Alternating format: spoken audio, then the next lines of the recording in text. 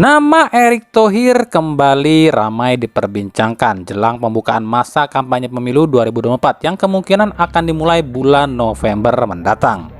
Erick Thohir diperebutkan sejumlah partai politik untuk bisa diduetkan dengan 3 calon presiden.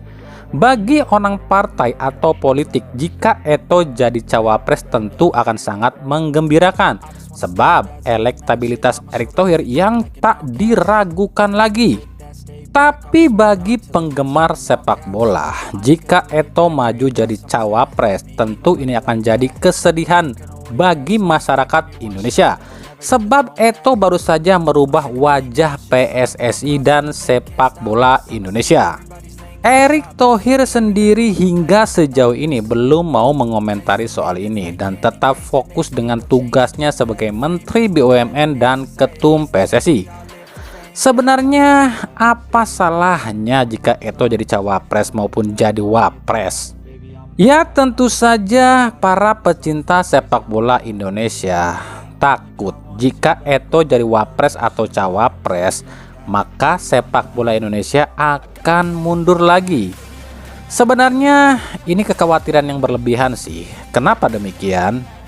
Pasalnya dalam statuta FIFA tak ada peraturan jika jabatan ketua sebuah federasi tak boleh dipegang oleh menteri atau pejabat pemerintah. Tak ada dalam statuta FIFA. Dalam statuta FIFA, siapapun boleh jadi presiden federasi sepak bola asal memenuhi syarat-syarat seperti berkecimpung di sepak bola selama 5 tahun lebih dan sering berhubungan dengan sepak bola. Sebagai contoh, di Inggris saja, federasi Inggris yakni FA Inggris itu dipegang oleh Pangeran William, tapi itu tak melanggar statuta dan regulasi FIFA. Pasti ada yang komentar nih, itu kan kata FIFA dan statuta FIFA, gimana kalau kata negara? Kan negara bilang nggak boleh ngerangkap jabatan. Setahu kami, koreksi ya kalau kami salah ya, setahu kami sih memang ada undang-undang seorang pejabat negara itu nggak boleh rangkap jabatan, tapi itu dengan syarat-syarat tertentu. Seorang pejabat pemerintah tak boleh merangkap jabatan itu jika dia merangkap jabatannya itu di 2 institusi pemerintahan. Contoh, Menteri A merangkap jabatan jadi Menteri B, itu nggak boleh. Atau Menteri A merangkap jabatan jadi Bupati atau lain sebagainya yang notabene badan milik pemerintah, itu baru nggak boleh. Nah, PSSI ini kan bukan milik pemerintah, tapi di bawah naungan FIFA, jadi bukan termasuk badan milik pemerintah dong. Jadi intinya siapapun boleh jadi menteri sekaligus jadi ketum PSSI. Kecuali jika dia ini menteri olahraga sebuah negara, itu baru nggak boleh jadi ketum PSSI. Sebab nantinya akan mengganggu kinerja dia dan hanya akan fokus pada sepak bola. Sementara dia itu adalah seorang menteri olahraga. Lalu yang nggak boleh itu seorang menteri rangkap jabatan di KONI alias Komite Olahraga Nasional Indonesia, itu baru nggak boleh sebab KONI ini adalah milik pemerintah. Jadi nggak ada ya undang-undang yang melarang presiden, wakil presiden, menteri atau apapun itu yang berhubungan dengan pemerintahan untuk jadi ketum PSSI, nggak ada, siapapun boleh.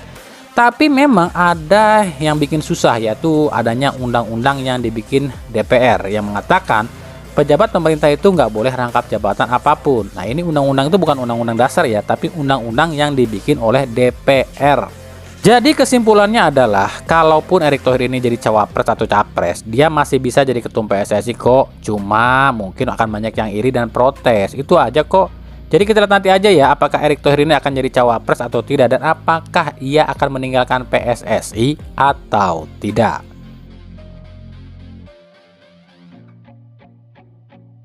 Kita ke timnas Indonesia. Mungkin kita sebagai masyarakat awam ini tentu bertanya-tanya, kenapa sih Sintayong ini banyak banget musuhnya dan dibenci banyak pihak, terutama pejabat klub dari pihak PSSI, sedangkan masyarakat sendiri cinta pada STY. Ada apa sih sebenarnya? Kami coba menggali hal ini dan coba mencari informasi ke berbagai sumber, termasuk dari orang PSSI dan staf pelatih timnas Indonesia itu sendiri. Dan inilah yang kami temukan. Shin Tae-yong ini adalah pelatih asal Korea. Seperti kita tahu, tipikal orang Korea dan Jepang itu memiliki prinsip yang kuat. Jika menurut dia gitu, ya gitu, nggak bisa diganggu-gugat. Inilah salah satu alasan yang membuat orang-orang di dalam tubuh PSSI dan sepak bola Indonesia itu nggak suka dengan STY. Sebab STY ini nggak bisa digoyang alias nggak bisa diajak main mata. Contoh, STY bikin TC jangka panjang, tapi ini dikritik oleh klub yang bilang ini pemborosan dan merugikan klub. Padahal tujuannya bagus, supaya pemain itu lebih saling mengenal dan saling paham. Jadi istilahnya, kalau pemain ini sering bersamaan, maka para pemain ini akan bisa memiliki atau memahami satu sama lain yang nantinya itu terbawa dalam permainan timnas. Lalu soal pemanggilan pemain, STY kalau udah nggak suka sama satu pemain, meskipun kata orang dia itu mainnya bagus, ya STY nggak mau pakai lagi. Dan ini nggak disukai oleh orang-orang baik dari PSSI maupun klub. Sebab orang-orang PSSI dan klub itu selalu inginnya tuh ada yang namanya pemain titipan, dan STY nggak mau itu. Yang ketiga yang bikin STY ini nggak disukai adalah STY ini nggak bisa diajak main curang.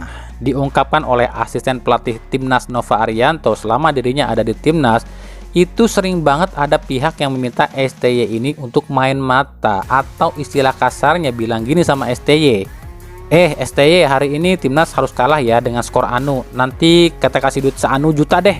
STY pertandingan kali ini kamu harus pakai pemain anu, nanti saya kasih duit seanu, dan lain sebagainya. Itu menurut Nova Arianto ya. Dan menurut Nova Arianto ini tuh sudah terjadi bertahun-tahun. Nah, selama ia di timnas ini tuh sering terjadi.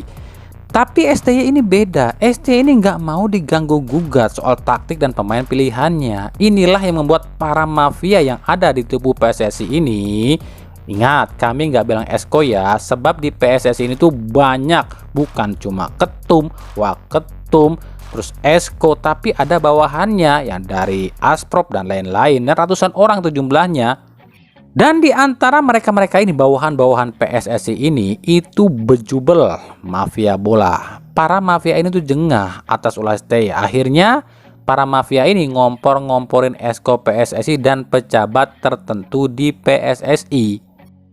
Coba deh lu gonjang-ganjing tuh si STY. Kita susah nih kalau dia terus ada di timnas. Gitu tuh kata para mafia bola ini. Dan inilah yang membuat STY ini dibenci oleh orang-orang dalam di PSSI. Nah, makanya kalau menurut kami pribadi, kalau mau menangkap mafia bola atau mau membongkar mafia bola, coba deh ungkap siapa aja tuh anggota grup WA anti STY. Sebab pasti di dalamnya ini bejubel para mafia. Nah, sekarang udah ngerti dong kenapa STY, Erick Thohir ini banyak musuhnya.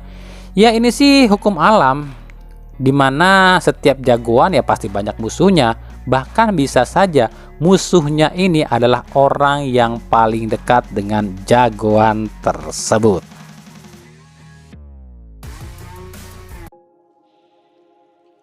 Kita beralih ke berita-berita klub. Yang pertama kita mulai dari Persib Bandung. Apa yang lagi rame di Persib? Yang pertama soal tiket. Ada yang bilang tiket Persib ini naik harganya. Yuk kita lihat range harganya berapa sih. Yang terendah itu di Tribun Utara, Tribun Timur, dan Tribun Selatan. Harganya 125.000. Sementara VIP Barat, VIP Utara, dan Selatan itu harganya 200.000. Dan VIP bawah itu harganya 400.000. Ya ini hampir naiknya itu 100% sih. Jika dibandingkan dengan musim lalu, di mana tiket terendah atau termurah Persib itu 70.000 dan tiket termahal 200.000. Terus apa ini yang termahal di Liga 1? Ya tentu tidak. Sebab menurut pihak Persib, jika bobotoh membeli tiket ini sebelum tanggal 30 Juli akan ada potongan 20%. Jadi lumayan lah, yang tadinya 125 menjadi 100.000. Tapi apakah tiket Persib ini yang termahal di Liga 1 musim ini? Jawabannya iya. Persib dan Bali United jadi tim dengan tiket termahal di Liga 1 musim ini. Ini yang dikeluhkan oleh para bobotoh. Udahnya tiketnya mahal, terus dapetinnya pun sulit. Verifikasi di Persib Apps yang gagal melulu, dan lain-lain. Untuk masalah yang satu ini, masalah tiket ini ya, kami nggak bisa jawab. Soalnya kami bukan dari pihak Persib. Kami aja sulit kok verifikasi di Persib Apps. Tapi untungnya kami ini awak media. Lalu kenapa Persib ini menaikkan harga tiket? Sebenarnya sih alasannya sama ya dengan klub lain. Ya, ini berkurangnya jumlah penonton atau penonton yang dibatasi. Jadi meskipun sebelum kampanye itu penonton bisa 100% yang ke stadion, tapi khusus Persib cuma dikasih 70% kapasitas stadion aja. Jadi ya kalau Persib gak naikin harga tiket, ya Persib tekor dong. Uang tiap main ini kandang cuma boleh dihadiri 28.000 penonton aja. Tapi ya itu, masalah Persib adalah permasalahan Persib Apps yang verifikasi ini sangat sulit. Tujuannya sih bagus, biar nggak bisa dimanipulasi. Jadi buat yang beli tiket ini ya khusus yang udah punya KTP dan difoto tuh di situ difoto ya. Jadi kalau nanti ada kerusuhan di stadion bisa ketahuan nih di Persib Apps dia ini siapa. Jadi ya bisa meminimalisir lah istilahnya. Di sisi lain, PT LIB merilis daftar nama-nama pemain di tiap klub, meskipun belum semuanya ya. Dan uniknya di kubu Persib ini ada 5 nama yang nggak terdaftar atau nggak ada di situ ya, yakni ada Nick Wipers, Abdul Aziz, Erianto, Ricky Kambuaya, dan Jupe. Nah lo, kemana nih 5 pemain ini? Ketika ditanyakan hal ini pada Luis Milla, kenapa 5 orang ini tak ada dalam daftar di PT LIB, Luis Milla pun cuma menjawab, kalian terlalu banyak termakan oleh gosip. Kalian lihat sendiri, mereka masih berlatih bersama kami. Jadi, apakah mereka tidak ada? Soal daftar itu saya tidak tahu, ujar Luis Milla. Ya, positive thinking aja deh. Mungkin belum diupdate tuh aplikasinya sama PT LIB. Soalnya kan penutupan pendaftaran itu tanggal 20 Juli. Jadi mungkin masih dipantau nih sama LIB. Atau mungkin mereka ini belum didaftarkan sama Persib.